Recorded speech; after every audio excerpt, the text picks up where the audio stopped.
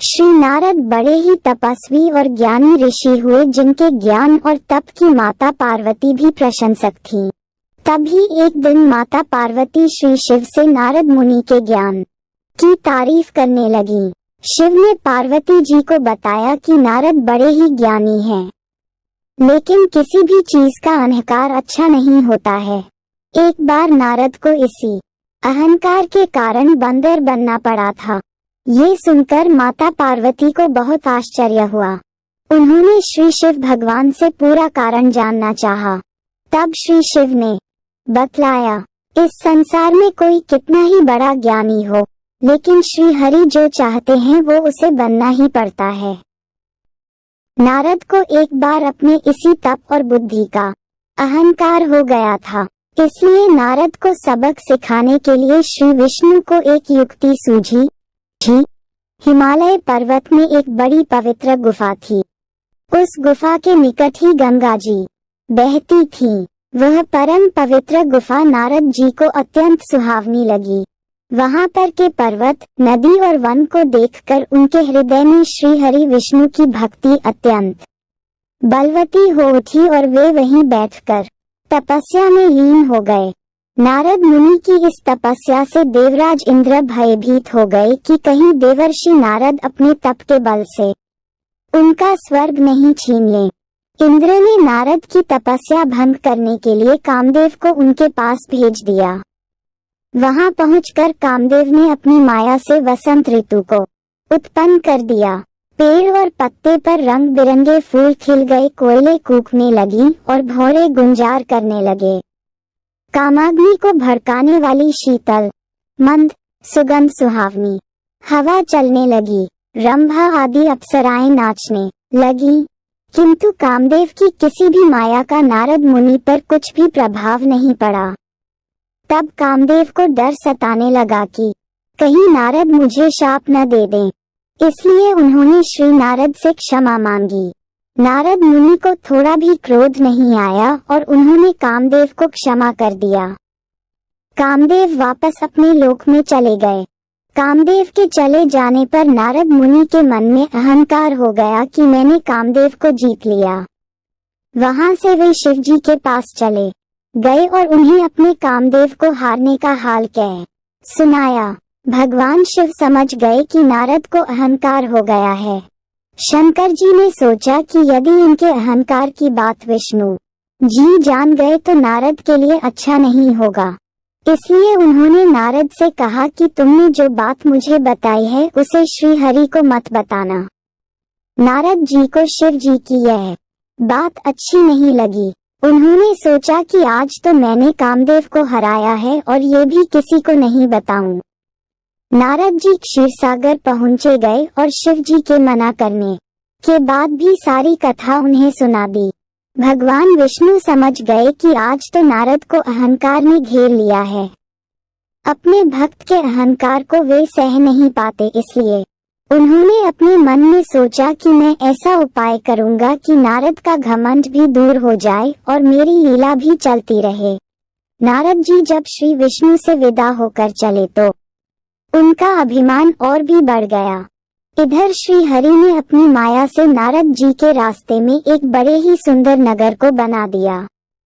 उस नगर में शिवनिधि नाम का वैभवशाली राजा रहता था। उस राजा की विश्व मोहिनी नाम की बहुत ही सुंदर बेटी थी, जिसके रूप को देखकर लक्ष्मी भी मोहित हो जाएं। विश्व मोहिनी स्वयंवर करना चाहती थी, इसलिए कई राजा उस नगर में आए हुए थे। नारद जी उस नगर के राजा के यहाँ पहुँचे तो राजा ने उनका पूजन करके उन्हें आसन पर बैठाया।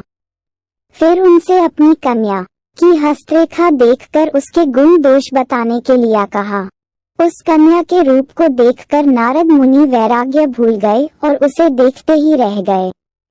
उस कन्या की हस्तरेखा बता रही थी कि उसके साथ जो विवाह करेगा वह अमर हो जाएगा, उसे संसार में कोई भी जीत नहीं सकेगा और संसार के समस्त जीव उसकी सेवा करेंगे। ये बात नारद मुनि ने राजा को नहीं बताई और राजा को उन्होंने अपनी ओर से बनाकर कुछ और अच्छी बातें कह दी। अब नारद जी ने सोचा कि कुछ ऐसा उपाय करना चाहिए कि यह कन्या मुझसे ही विवाह करे। ऐसा सोचकर नारद जी ने श्री हरि को याद किया और भगवान विष्णु उनके सामने प्रकट हो गए। नारद जी ने उन्हें सारी बात बताई और कहने लगे, हे नाथ, आप मुझे अपना सुंदर रूप दे दो ताकि मैं उस कन्या से विवाह कर सकूं। भगवान हरि ने कहा, हे नारद, हम वही करेंगे जिसमें तुम्हारी भलाई हो। ये सारी विष्णु जी की ही माया थी। विष्णु जी ने अपनी माया से नारद जी को बंदर का रूप दे दिया।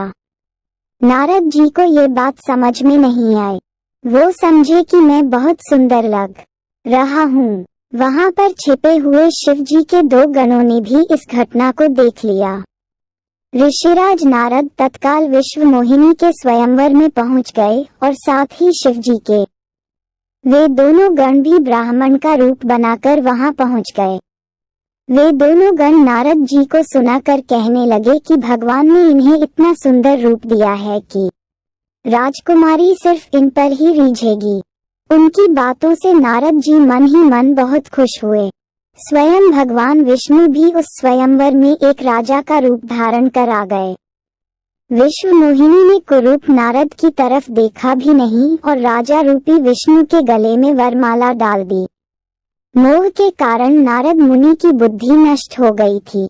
राजकुमारी द्वारा अन्य राजा को वरमाला डालते देख वे परेशान हो उठे।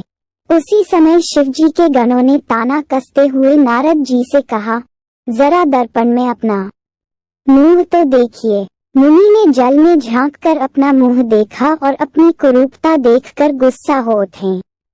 गुस्से में आकर उन्होंने शिव जी के उन दोनों गणों को राक्षस हो जाने का शाप दे दिया। उन दोनों को शाप देने के बाद जब मुनि ने एक बार फिर से जल में अपना मुंह देखा तो उन्हें अपना असली रूप फिर से मिल चुका था। नारद जी को अपना असली रूप वापस मिल गया था, लेकिन भगवान विष्णु पर उन्हें बहुत गुस्सा आ रहा था क्योंकि विष्णु के कारण ही उनकी बहुत ही हंसी हुई थी। वे उसी समय विष्णु जी से मिलने के लिए चल पड़े।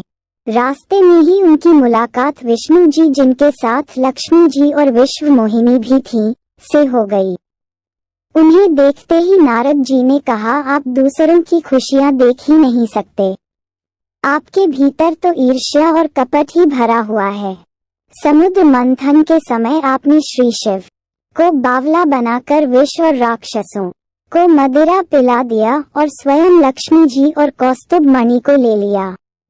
आप बड़े धोखेबाज और मतलबी हो, हमेशा कपट का व्यवहार करते हो। हमारे साथ जो किया है उसका फल जरूर पाओगे। आपने मनुष्य रूप धारण करके विश्व मोहिनी को प्राप्त किया है, इसलिए मैं आपको शाप देता हूँ कि आपको मनुष्य जन्म लेना पड़ेगा। आपने हमें स्त्री से दूर किया है, इसलिए आपको भी स्त्री से दूरी का दुख सहना पड़ेगा और आपने मुझको बंदर का रूप दिया, इसलिए आपको बंदरों से ही मदद लेना पड़े। नारद के शाप को श्री विष्णु ने पूरी तरह स्वीकार कर लिया और उन पर से अपनी माया को हटा लिया। माया के हट जाने से अपने द्वारा दिए शाप को याद करके नारद जी को बहुत दुख हुआ, किंतु दिया गया शाप वापस नहीं हो सकता था। इसीलिए श्री विष्णु को श्री राम के रूप में मनुष्य बनकर अवतरित होना पड़ा। शिव जी के उन दोनों गणों ने जब देखा कि नारद अब माया से मुक्त हो चुके हैं, तो उन्होंने नारद जी के पास आकर और उनके चरणों में गिरकर कहा, हे मुनिराज, हम दोनों शिव जी के गण हैं। हमने बहुत बड़ा अपराध किया है जिसके कारण हमें आपसे शाप मिल चुका है। अब हमें अपने शाप से मुक्त करने की कृपा करें। नारद जी बोले, मेरा शाप झूठा नहीं हो सकता, इसलिए तुम दोनों रावण और कुंभकर्ण के रूप में महान ऐश्वर्यशाली बलवान तथा तेजवान राक्षस बनोगे और अपनी भुजाओं के बल से पूरे विश्व पर विजय प्राप्त करोगे। उसी समय भगवान विष्णु राम के रूप में मनुष्य शरीर धारण करेंगे। युद्ध में तुम दोनों उनके हाथों से मारे जाओगे और तुम्हारी मुक्ति हो जाएगी।